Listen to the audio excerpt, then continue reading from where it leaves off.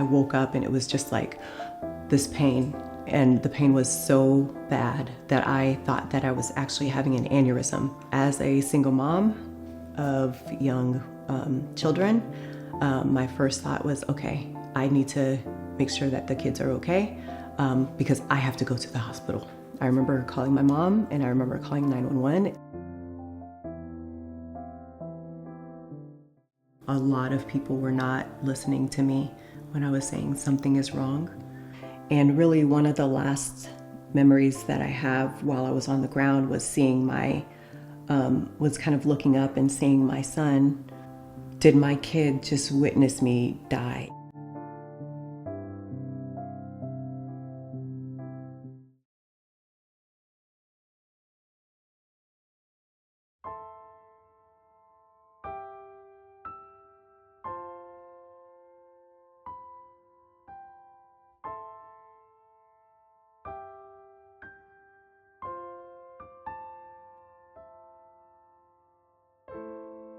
But at around 10 o'clock that morning, she said, Mommy, something's wrong.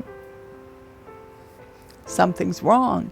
She said, and I walked in and I looked at her and she was just white, no color at all. And she just did not look good. I said, that's it.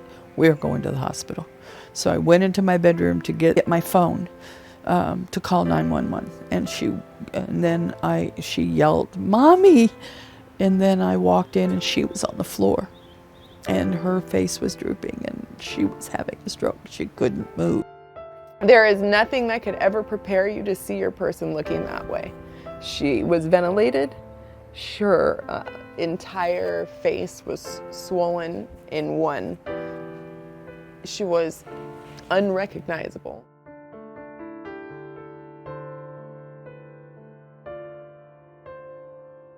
I got the phone and she said, baby, I'm tired. I'm tired. I was like, it's okay. And she would say to me all the time, which is really hard to hear, but why did I fight so hard to be like this?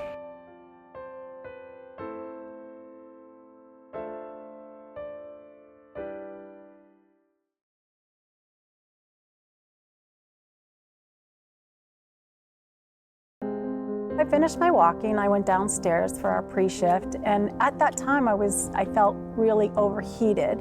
I turned to my friend and I said, I don't feel right. And at that point my muscles contracted and they laid me out, and that's all I remember until I woke up in the hospital. He basically said that my heart had stopped. I went into cardiac arrest. I was brought back 5 times via CPR by umpire Jim Joyce. They stabilized me. The paramedics transferred me to the hospital thinking that I was okay to be transferred. And I died twice more and they shocked me. So there's a reason why I'm here.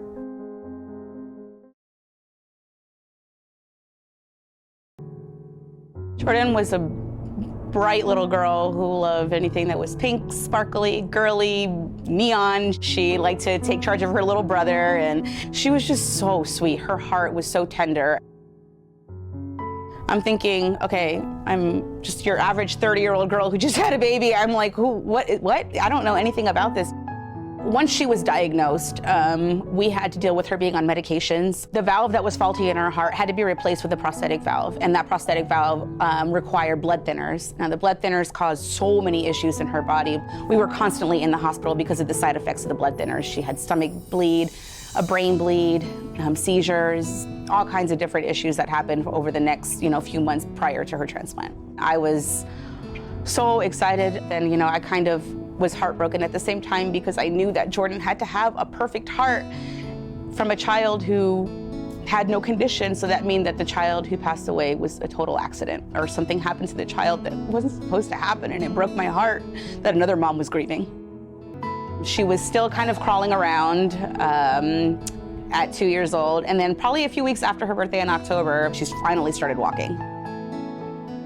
She jumped up to the slide, slid down, and that smile, I just had to capture it. She finally got to be a kid. Prior to the transplant, they warned us, this is this is a good thing. You know, it could give her, you know, a promising life, but on the other hand, we can't promise that things are going to be perfect. You know, things can happen, rejection can come up.